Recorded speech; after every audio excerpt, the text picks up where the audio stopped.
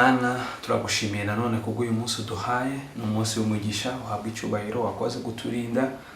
None mwami Imana turakwiragije uyu munsi, tuje kukwereka mwami gahunda turi bugire kugira ngo ubanemo natwe mwami.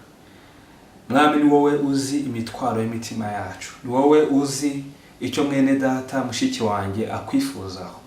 Mwami fatanyije nawe gusenga mu izina rya Yesu. Jambo ryera tubwira ngo gusenga k'umukiranutsi kugira umumaro iyo asenganye umwete.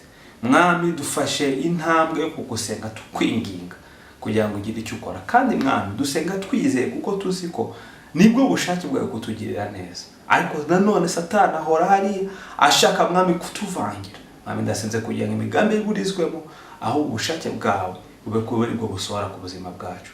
Icyo n'amashuri y'ibyawe mu izina